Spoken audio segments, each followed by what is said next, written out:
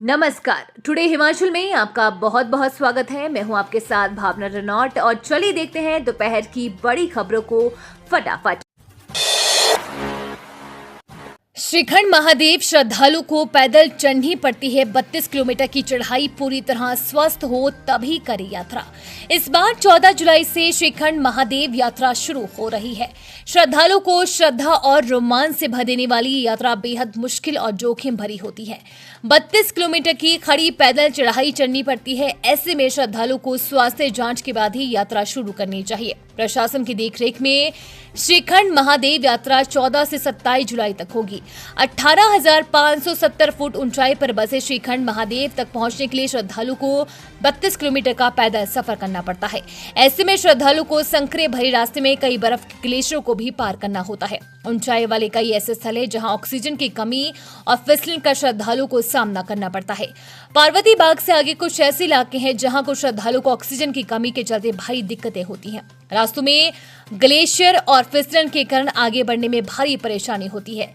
तबीयत बिगड़ने पर अगर श्रद्धालु को समय रहते उपचार या नीचे नहीं उतारा जाता तो जान का खतरा भी बन जाता है। कांग्रेस के कुकर्मों की सजा देने के लिए अनुराग ठाकुर ने हिमाचल सरकार पर लगाए गंभीर आरोप। पूर्व केंद्रीय मंत्री एवं हमीरपुर लोकसभा सांसद अनुराग ठाकुर ने कहा कि हिमाचल में कांग्रेस आकंठ अहंकार में डूब गई है। उन्होंने कहा कि कांग्रेस को अपने निकम्मेपन और वादा खिलाफी से हार का डर सता रहा है। अनुराग ने रविवार को हमीरपुर विधानसभा क्षेत्र में उपचुनाव में पार्टी प्रत्याशी आशीष शर्मा के पक्ष में ग्राम सभा मोही नाल्टी अणु 99 में जनसंपर्क अभियान चलाया। उन्होंने भाजपा की प्रचंड जीत का आह्वान किया व प्रधानमंत्री नरेंद्र मोदी के मासिक रेडियो कार्यक्रम मन की बात को सुना। अनुराग ने कहा कि हिमाचल में अभी हो रहे 3 उपचुनाव लोकसभा चुनाव के साथ हुए बाकी विधानसभा उपचुनाव के साथ ही हो जाने चाहिए थे, लेकिन कांग्रेस ने हार के डर से ऐसा नहीं किया। 3 उपचुनाव के रूप में कांग्रेस ने प्रदेश पर अतिरिक्त बोझ डाला है। बार-बार आचार संहिता, ठप्पड़ विकास कार्य व अतिरिक्त बोझ से जनता आक्रोश में है। वो कांग्रेस को उसके कुकर्मों की सजा देने के लिए तैयार में बैठी है। 6 महीने में 1 करोड़ पर्यटकों ने की हिमाचल की सैर। पर्यटन विभाग ने जारी किए आंकड़े।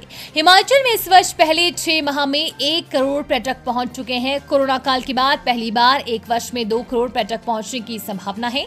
गर्मी से राहत पाने के लिए पर्यटक प्रतिदिन करीब 25,000 वाहनों में पहुंचते रहे। देश के अधिकांश राज्यों से पर्यटन स्थलों में पर्यटकों की आमद रही।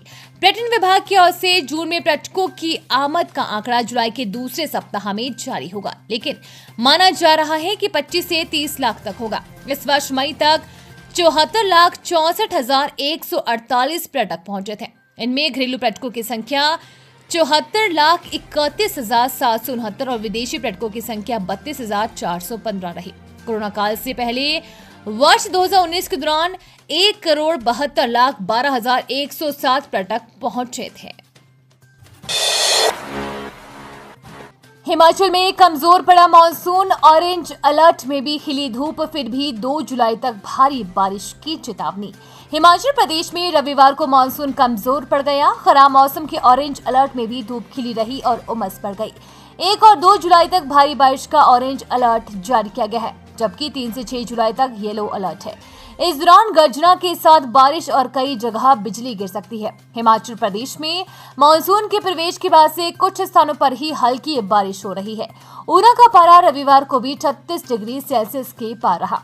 रविवार को पाउंटा में 4, मंडी, जोगिंद्रनगर, धर्मशाला, कांगड़ा, धर्मपुर में 1-1 सेंटीमीटर वर्षा रिकॉर्ड की गई है। शिमला में अधिकतम तापमान 25.7, भुंतर में 33.5, कल्पा में 26.9, धर्मशाला में 28.5, ऊना में 36.2, नाहन में 30.4, सोलन में 30.2, मंडी में 31.2, बिलासपुर में 34.2, हमीरपुर में 33.8 और चंबा में 34.8 डिग्री सेल्सियस रहा।